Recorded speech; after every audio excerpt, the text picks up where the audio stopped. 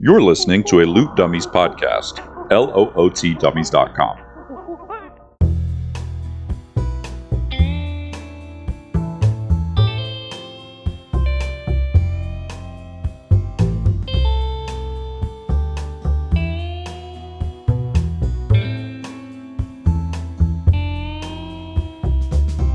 Venture into the Primal lands with your hosts, Brindlin Cornephius, the fox and wizard of enchantment, and his trusty little mouse sidekick, Laurel, played by Sam. Frindlin Cornephius, but my friends call me Freddy. If you don't mind, I'd love to give you and your patrons here a little show. And Phineas the Ferocious, the tiger folk barbarian, hailing from deep within the Jade Mist rainforest, played by Seth. My name's Phineas. He knows how to kill people every way you can kill them, but he has no idea what anybody's talking about half the time. And finally, your host and dungeon master, Taylor.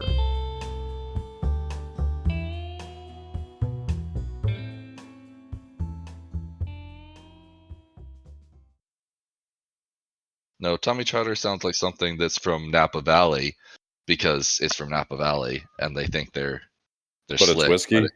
Yeah. And so it's fine. You're drinking whiskey from wine country? Is that what I'm hearing? Yeah, I am. Now you need to get I some couldn't wine get it. from like Louisville or something. Wow. Balance it out. I love it. No, A good whole that one- Louisville winery.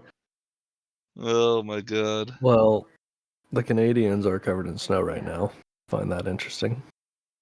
Well, you're not going to be Really? getting Canadian whiskey anytime soon. Oh god. And they're not going to be getting Jack Daniels anytime soon.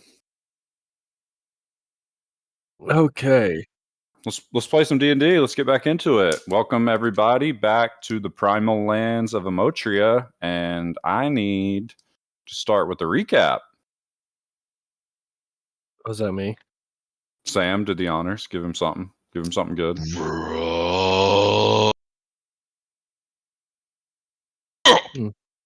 Well, we that lost was- most of it.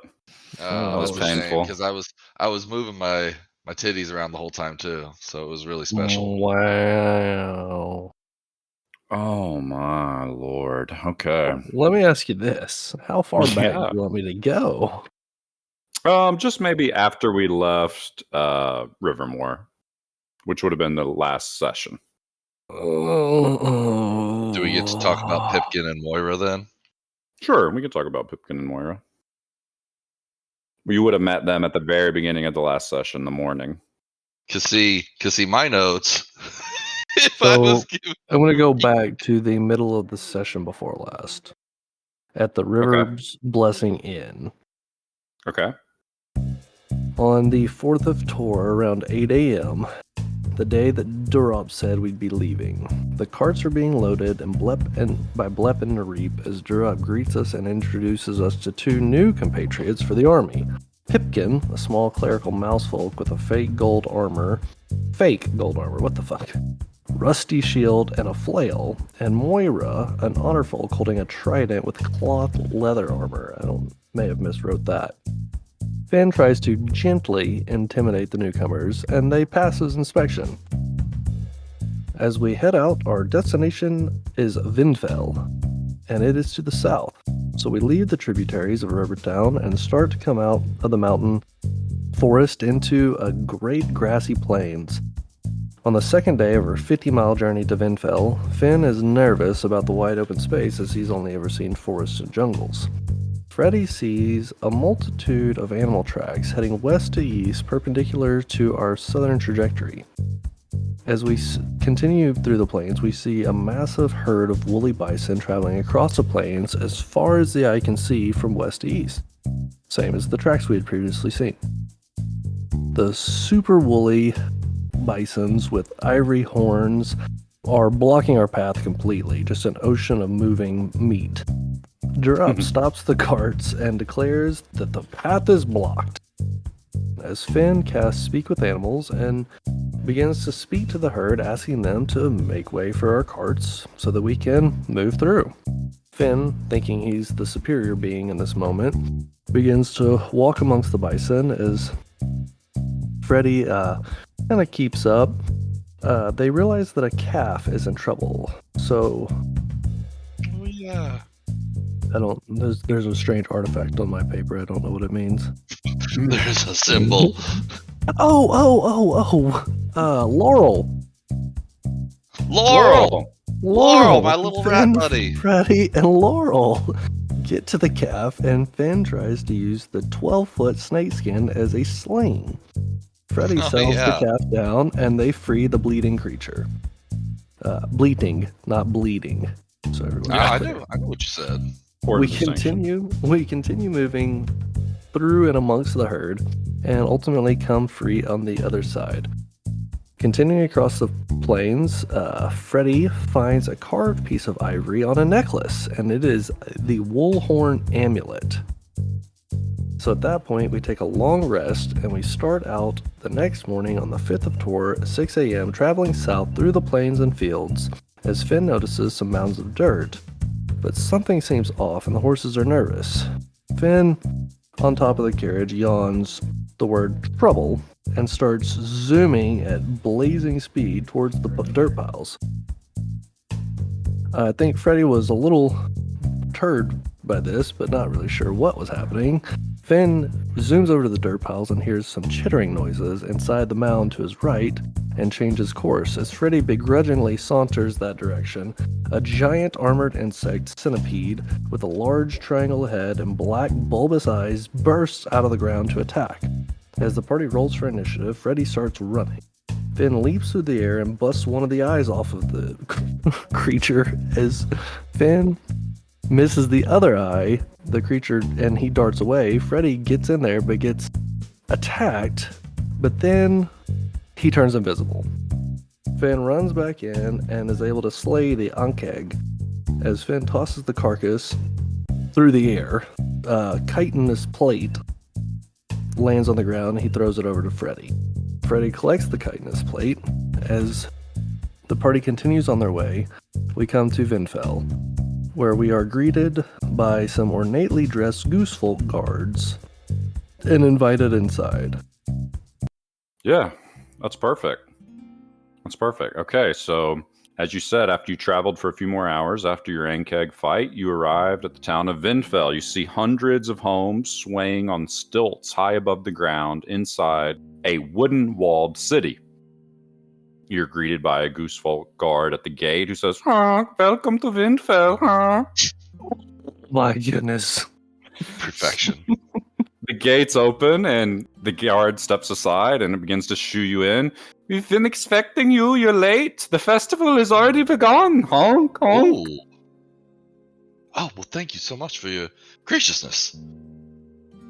Happy to be here. As you enter the city, Twatch. Twats, what? As you enter the city, thatch and twig homes are perched high above you on swaying stilts, adorned in strings of flowers and long ribbons. The houses above create a canopy effect over the ground level of the city. The sounds of bird chirps, wind chimes, and bells fill the air. On the ground level, the city is bustling with happy bird folk and other animal folk who live here. Rabbit folk homes built into the ground with round doors, hung with flower wreaths, dot the city. Small wooden mouse folk homes, littered inside and out with trinkets and mechanical items, are in every direction you look. The ground is mostly green with moss and patches of grass. Some areas appear dusty and rocky as the canopy of stilted homes allows only a smattering of light to come this low into the city. Bird folk dip up and down between the levels of the city, and you see some small mechanical lifts manned by mouse folk that are moving up and down around the city, serving as elevators for those who cannot fly. You wouldn't know this, but today the town appears extra festive with large, colorful kites covering the canopy, bustling vendors set up around the town square as children and adults alike laugh and play. A giant banner hangs above you in the town square. It reads, Festival of the Sky Current. Fantastic. Drop with you. The other cart, probably a few hours behind you, but on their way into town. Rabbit folk lady runs up to you. You're late. Please, check in with Vigo at the Burrowed Inn. He's expecting you. He can provide a quick bite, and you could sit down for a moment if you need to, but we need your help with some of the events later today. After you get settled at the inn, please head to the southeast edge of town, to the Gust Ledge, where they're setting up the Great Glider Descent. Oh my god. The Gust Ledge. Durop speaks up. Will do. Thanks, Belma. He nudges you away from the lady and towards the inn. That's Belma. You see, the Bog has quite a good relationship with Vindfel. We're trading partners among some other things, and we've been volunteered to help with their festival, but luckily it ends tomorrow night, so I'm going to send you two to handle whatever they need at the glider event. Tell them I'm not feeling well, and I'll be at the inn. What a dick. I mean, of course, Drop. Blep and the others will be around, I'm sure, so find someone if you need us. I'll meet you at the inn tomorrow morning, first light. I'll meet you in the lobby. We have some official Bog business we have to check on while we're here. Any questions? Phineas is licking his lips as Belma walks away because he's about to eat this person. He's gonna eat the rabbit lady. She's a rabbit and he's a tiger and he's hungry. No, just where's this in? Perhaps we should grab a bite to eat. What do you say, Phineas? Yeah, food. What is the name of the inn? The Burrowed Inn. That's right. The Burrowed Inn. That's a good one. I caught it when you said it, and then I wrote too many things and then forgot what I was doing. Little pun action. Wait, what's the cliffs we're going to called? The Gust Ledge. Gust Ledge. I'm going to bring you guys to the inn real quick. I've shown y'all what I've been notating this campaign on, haven't I? Yeah, this campaign's been a wreck. You said that you're almost out for your other campaign, too. No. I've got my dad joke notebook is. No, I'm not even halfway through it. So here's a question to you, Master Note Taker. Mm-hmm. Where is your notebook in relation to your mouse, keyboard, table, monitors? Like what is your setup? Wow. Great question. Great question. Paint the picture for our listeners at home. So, when playing D&D, my keyboard is almost unnecessary. Oh, because you don't constantly move your camera around. Oh my right, because god. I'm writing, because I'm notating. Right, okay. All right, continue. I'm already seeing a difference. It is on a hard 45, but it's also moved much further to the right, and the left corner is up on my monitor stand. Like, wow. Like really shoved up there. Yeah, my notebook is almost right in front of me. Yeah, because that's what I just did, is put my notebook in front of me, and I was like, I can't get to my keyboard so that I can swirl around. So you can just frenetically move your keys like a so lunatic. I can just frenetically whizzed around while I also spin my mouse. Yeah, I mean, that's vital for D&D play. Critical for my sanity. That's the problem. That's what's getting me. Okay. I'm just gonna put it in a spot that I can still get to it if I really need it, but I'm gonna try to control myself. That's wild. Yeah, so normally my phone would be where the top of my notebook is, and it is down on my table where my drinks and stuff go, because I refuse to put drinks on the same material plane as my computer and mouse and keyboard. Understandable. Yeah. So I have a lower sitting table to where if something, even my tallest cup, were to spill, it wouldn't get on any of my computer components. I dig. Yeah, because I put my notes like below my keyboard, and they were like pushing off of the desk into my lap, and I was like, well, this isn't right. Okay. Because normally I just keep my notes off to the side, because I take like most of my notes in Notion, and occasionally I'll write down like a name that I had previously thought of and just hadn't written down yet. You know. Yeah. Now this notebook made up or anything. Flips all the way around so that I can, it fits right in front of me, where my one that opens up like a book is more off to the left of my keyboard. Okay. Okay. All right. So we head to the Burrowed Inn. The Burrowed Inn. It's down on the ground level. It's a pretty good sized inn. Looks like there's a tavern on the bottom floor, and it's got a nice rounded door, and it's kind of a dome shaped building. Yeah, you guys can head into the inn, and the barkeep will greet you. Oh, how do you do? Did Durop come in with us, or is he like? No, he's probably already here or whatever. Yeah, He's- okay. He's a weirdo. Hello. Yeah. He just doesn't want to be around us any longer than he has to. How do you do? It's a pleasure to make your acquaintance. We are emissaries of the bog, here for official duties, but we have a bit of leave for a moment to have some sup. If you would be so kind as to provide us menu and dining. Yeah. Name's Virmo. Virmo Vatch. Oh my god. You see a tiny little mouse folk. He's got these goggles perched on top of his head. He wears an apron. He's got like a towel over his shoulder. What can I get you to drink? Well, what kind of wine do you have? Oh, we got your standard mouse folk and rabbit folk wine. I mean, the good stuff. Oh, I must say, I've been absolutely craving a beet wine. Do you have any beet wine? Oh, yeah. Spring just ended, so the rabbits have harvested all the gardens pretty much, and yeah, we got beet wine, and he reaches back to get your beet wine. That'll be 1 silver. Oh, absolutely. I don't normally manage my own finances, so I'm having to figure out where that is on my sheet, but I will deduct it, don't you worry. Oh, okay, yeah, whatever. What about you, Catman? Oh, you look yummy. Whoa, what's up with your friend here? Huh? You got a problem? You got a problem He or is something? absolutely famished. What is your largest serving of meat? What kind you want? Large. Large?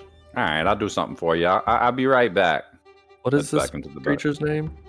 Virmo, Veermo, Vatch, Don't you mean- Vatch. V-E-E-R-M-O. Don't you mean Weirmo? Virmo Vatch? Oh, I just keep thinking of Guillermo, which is the Spanish name for William. Yeah, he comes back out Virmo pretty Vatch. quick with a giant bowl of some kind of reddish meat. It's covered in veggies, looks like potatoes and maybe some kind of stew. It almost looks like a roast of some kind. Finn takes it and just sticks his whole paw in there and just starts shoving it in his mouth. 3 copper. Finn just looks at him and I'll he's be chewing. paying for his, and he hands And him another. looks at Freddy. I'll hand him another silver. Be like, I should cover that, and I'll quite famish my own self. Do you have a nice Caesar salad?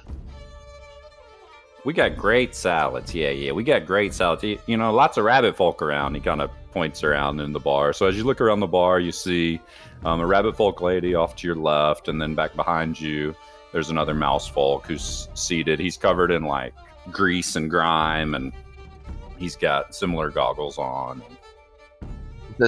And if I could, side of goose. And Frindlin licks his lips. Because he is still a fox. Goose, we don't serve goose here, this is a lot of bird folk, Oh, I apologize. Sorry, it must have been a Freudian slip there. I meant to say moose. Moose. Oh, yeah, okay, I heard. Yeah. He looks down at the silver you overpaid. Yeah, moose. Yeah, you didn't say goose. Yeah, no, moose. Yeah, we got moose. Yes, I think we got some moose, maybe frozen back in the deep freeze. Let me go see what I can do. Deep freeze. You hear him go back in the back, and you just hear him like, whoa, boom, boom, like lifting and banging and picking up stuff. Battling. Ain't gonna be a second on the moose. Gonna be a minute on the moose, okay? Yeah. Make yourself Yeah. comfortable. A serving for my friend as well, please. Thank you. Yeah, 2 moose. Phineas has already finished his bowl of whatever it was, and he's looking at Freddy, and he's been looking at Freddy for a long time, and finally he goes, Freddy, what's a salad?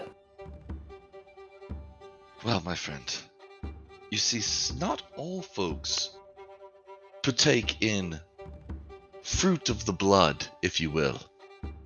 These fine folks you see around us are what's known as a There's fruit here with blood? I'm talking about animals, eating animals. There are some people, like all these fine folks around us, who are vegetarians. They only eat vegetables. And a salad is a collection of vegetables. Then he jumps up out of his chair. Just another look of shock and amazement. He starts looking around at all the people, and he's like, he's aghast at the idea. He's just like, who are these savages? It's okay, I promise. Their disposition is a bit different than ours. It's alright. We've got some fine moose coming. He goes, Freddy, is Drop one of those savages that only eats plants? I believe Drop is a bit like me, a bit of a omnivore, if you will. Is that the term you're familiar with? I don't know where my mama is. Well, alright then. Yes, nothing to worry about. Okay. Oh my god. As you guys are talking, this mouse folk back here, he finishes his plate, and it's almost like he's making a show of it. He wipes his face with his napkin, and he slams his napkin onto his plate, and he looks at you guys and goes, and gives you a dirty look, and he walks out towards the door. Right when he gets to the doorway, he turns back, and he flips you off with his little mouse finger, and he goes, yeah, take that back to the bog with you, buddy. And he just leaves out the door. Well, that was incredibly rude. Ben is oblivious. Virmo speaks up. He leans over to you, Freddy, and he says, yeah, not everybody's fond of the bog, you know. Yeah, this program y'all got going on here in Vindfel, it's a little controversial. Well, our escort assured us that there were fantastic relations between the bog and Vindfel. What seems to be a matter? What is this program? Yeah, I'm sure that the higher ups, don't mind, but yeah, I don't know. It's just the common folk not too fond of what y'all got going on. I'd rather not say too much. I don't have a problem with the bog, per se, but just keep in mind, not everybody around here probably appreciates you guys and what y'all got going on. Seems a little cruel, with the mines and the whole situation on the edge of town. Oh, I see. We'll be sure to keep a low profile. Then Frinlin just kind of strokes his chin. Anyways, you guys are helping with the glider descent later tonight? Sunset? That's our understanding. Is there anything you can tell us about this glider event? Oh, yeah. I mean, it's the biggest day of the year for the mouse folk. So, mouse folk, we're pretty handy and mechanical and whatnot. Mouse folk and some others, but mostly mouse folk. These people, they spend all year making these gliders, and they're going to get up there, non-flying folk like me and you. They're going to get up there and they're going to fly off the cliff, just part of the festival celebrations. Well, that sounds absolutely riveting.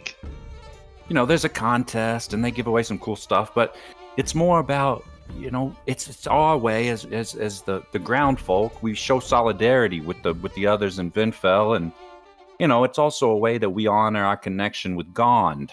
And he kind of looks up towards the sky. Oh, yes. Can I make a check? Yeah, make a religion check. Ridgy. Rolling up my Ridgy. Oh, man. That's a 6 total with my bonuses. That was terrible. So, Ben is listening intently, and so he's trying to think too. Now, keep in mind, we got a -3 to religion, so. Oh, God. So, 15 with a -3. Oh, nice. Phineas, you would know that Gond is a god of crafting and smithing and inventiveness in general. And he's pictured differently all around the Primal lands, but here in Vindfel, you could expect that they picture him as a great mouse inventor. mouse folk inventor, and he's kind of like the main deity here for the mouse folk in Vindfel. Rond? Gond, Gond. Gond. Daddy Gond. Well, thank you so much, Mr. Vermo. It's been a delight. Did he bring us our moose? Oh yeah, the moose is coming, lad. Let me go check again. You hear him back there. It's like there's like pots clanging. There's stuff falling from the full height, banging off the ground, and eventually he comes out with two little. They're like leg haunches moose. I guess they're pretty big. Oh hell yeah! I slide him another silver. So be like, thank you so much. Oh yeah, you're welcome. Yeah, I hope you enjoy. And sorry about that guy with the attitude and all that. I mean, I'm sure you're good people. No, that's quite all right. One last question for you. You mentioned the mines. Where exactly might we find the proprietor of the mines? I believe that our sponsor said that we needed to speak with him. Yeah, the mines are over on the eastern edge of town. They're right outside the fence. Right outside the city, technically. Right outside the gates. Still Vindfel property. Yeah. Of course. Yes, thank you. That is all. Phineas is sitting there nomming on his meat, and he looks over at Freddy and he goes, "Did you know that Gond is the deity of craftsmen? And these folks here worship him like a great mouse who makes things." And then he goes back to gnawing on his meat. Freddy looks back for it. He's like, of course I did. Thank you, Phineas. What was the name of the mines guy? We didn't get a name. No name. He just alluded to something going on at the mines. Yeah, he said they're east of town, outside the gates. Okay, well, once we've supped ourselves, I am absolutely intrigued. I'll ask Phineas, be like, well, Phineas, now that we've been fed, what do you say we go do a little flying? Bed? Was the moose not to your satisfaction? Sleep. Bed. Oh, bed. You don't want to go flying. After dinner, it's time for sleep. But this is our only opportunity, my friend. After fighting, it's time for sleep. After running, it's time for sleep. After drinking, it's time for sleep. Yes. How about after flying, it will be time for sleep? Phineas doesn't fly. And then he just gets up and he walks towards the door to go flying. All right. Look at this map. Isn't this crazy? Oh, I'm not looking at it. I'm So getting more good. whiskey. I was trying to vamp a little bit longer so I could get more whiskey and get my ramen cooked. You were trying to what? Vamp? Yeah, It's like before. yeah, we've had this conversation before. No. It's like No. it's a showbiz term. Yeah, where it's like you're a theater buying term. time. You wasting time. Yeah. Well, then I repressed it intentionally because it should not be there. You don't want to be a theater kid? No, that was not my destiny. That was Yeah. not my Here you are. Oh my god, that's phenomenal. That was not my destiny. I know, you should hear Seth describe D&D to our family members. He's like, yeah, What does he say? he's like, yeah, I really like, getting into the character building and the story aspects and stuff. He's like, and Sam and Taylor get to practice their thespian side and do some acting and stuff. he's just totally I have to do that part, but I don't like it. I've never said it out loud. Oh my god. Yeah, no, you can hear it. Look, Sam and Taylor can practice. I think that's pretty common. Some people like the combat. Some people like the role play. I have never made it a secret that my primary reason for playing is to hang out with y'all. Well, yeah, and we love you for it. And we have fun. Yeah. No, fuck fun. Fuck fun. All right. Beautiful map. Absolutely love the look of this gliding event. Okay. So as you guys leave the Burrowed Inn, you head over to the southwest edge of town. It's a long walk. It probably takes you about 30 minutes or so. And I had mentioned it's a fenced city. There's a wooden fence around the city. This is right on the edge. So if you look at this Tailspire map, right behind you, or right behind the platform, would be the city. So you're looking out away from the city down these rolling hills. You find the Gus Ledge, which is basically just a big platform that they probably built for this. It might be used by some of the bird folk for landing and taking off in certain conditions or heading certain directions. But this is a big wooden platform. It's about 30 feet off the ground. And as you arrive, a little mouse folk greets you. He kind of nods to you. Yeah, we're going to go up the ladder. We're going to go up the elevator here. So if you step onto the platform. And then he goes over and he pulls a crank. And you see these little gears start to turn. And you click, click, click, click, click, click, click up on top of the Gus Ledge. So it's just you, Freddie and Phineas, and this little guy who introduces himself as Joe. My understanding was that we were part of a large celebration. Where's everybody? The gliders are going to go off at sunset. It's part of the whole visual, you know. We're just making sure everything's set up and safe. Let me be clear. We're testing the gliders. Phineas's voice squeaked just like Sam's did. No. You're not testing them. No, these are. If you tried to test one of these, you'd have an angry mouse folk coming after you. These things are meticulously crafted. And as he's saying that, Phineas, your passive perception is good enough that you hear the sound of metal on wood. You hear this kind of scraping, knocking sound coming from the other end of the platform. You guys are right at the edge as you come up the ladder. And if you look down there, you can see crouched over a little hooded figure with a cloak on and a hood up over his head. And he's fiddling with one of the gliders. Yeah, no, you're not going to want to mess with these things. These are, like I said, these have been set up by the mouse folk and the flyers. They'll be here later tonight, ready for the sunset ride. But, no. Y'all are just here to help get everything ready and secure.